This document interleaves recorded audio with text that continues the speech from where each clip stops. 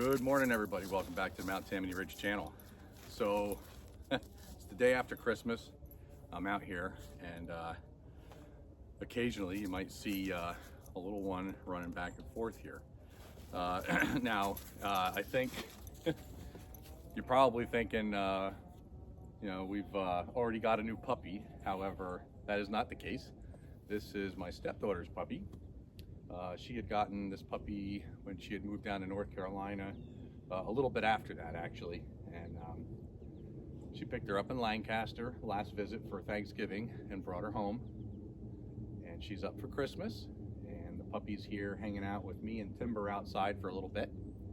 And yeah, she's a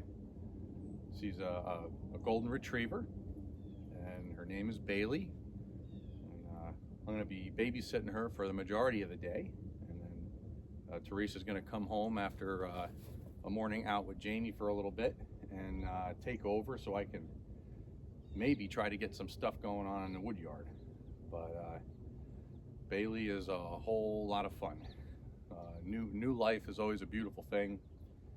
We really do enjoy our pets, dogs, horses, cats, the whole nine. We got a lot of practice. So, Bailey, come here, sweetheart. Come here, honey. You want to show off your vest there? So Bailey is actually, she's registered emotional support dog, which is pretty awesome. So,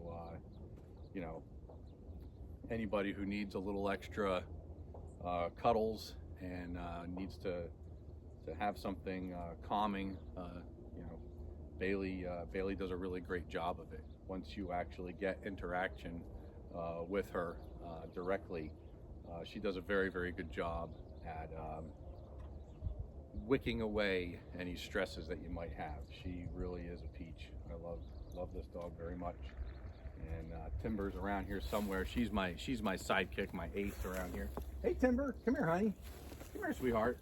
So she's getting used to the puppy. It's kind of hard because it's in and out, right? So Bailey's only here typically for the holidays. I imagine Jamie's probably gonna try most birthdays for mom to come home. But come here, Bailey. Timber's over here, honey. Come here. So yeah, Timber's still trying to get used to her. She's doing much better than original. As you can see, Bailey likes to eat snow, grass.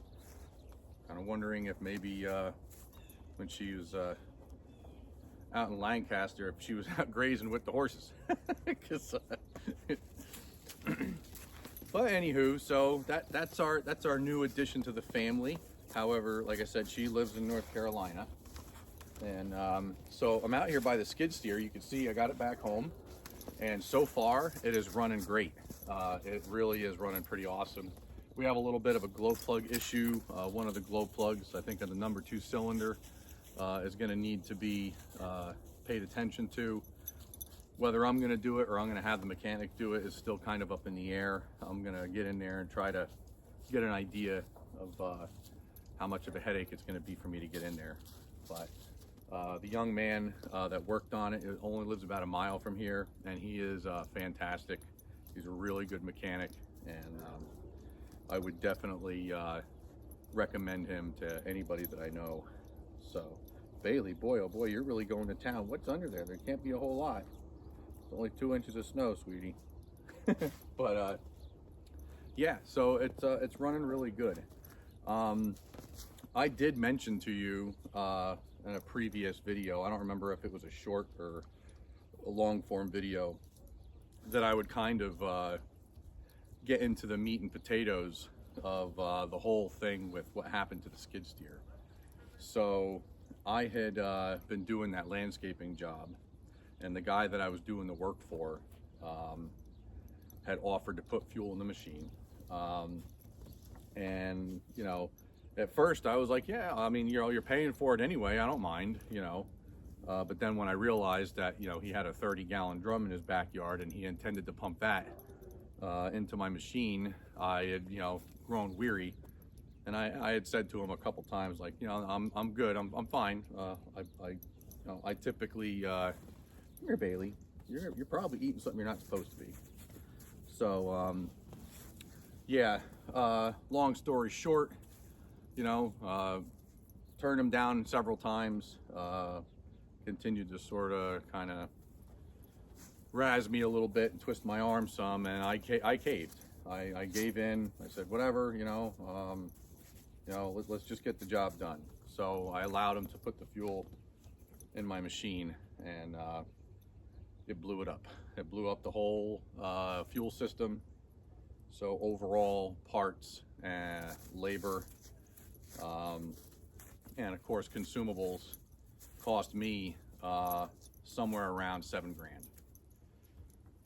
So yeah, it hurts. It's one of those things that can happen to a fella, when he's out there just trying to make a little bit of extra money to keep the lights on.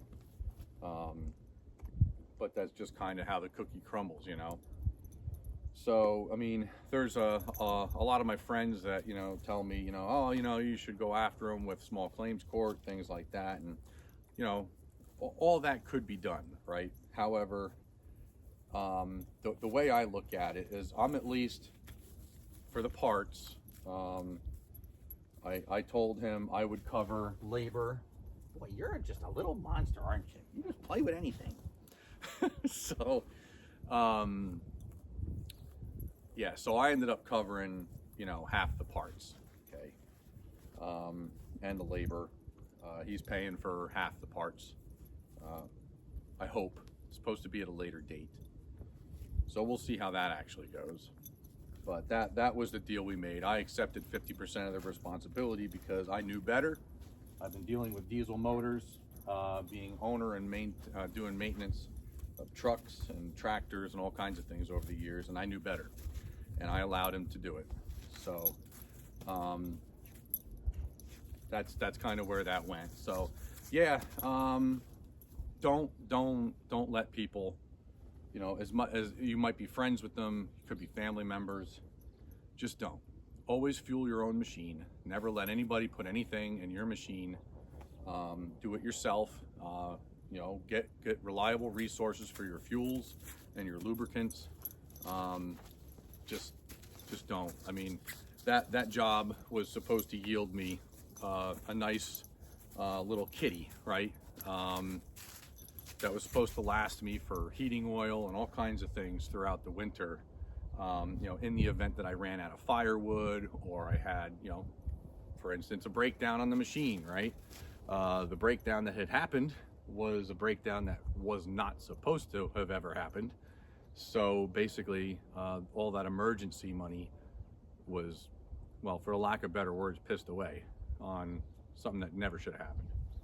And I'm just gonna have to accept the spanking and take it as a learning experience, and and just kind of forge on forward. You just can't stop. You gotta just take the licking and keep on ticking.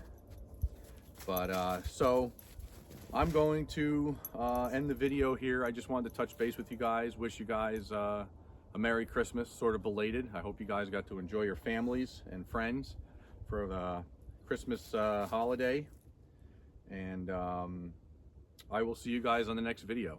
So you guys take care. If you like what you see here in the Mount Tammany Ridge channel, including puppies on occasion, feel free to, hit that like button, maybe subscribe, share with your friends, and I'll see you guys on the next video. You take care now.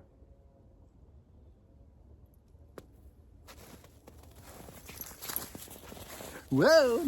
Don't take out the camera.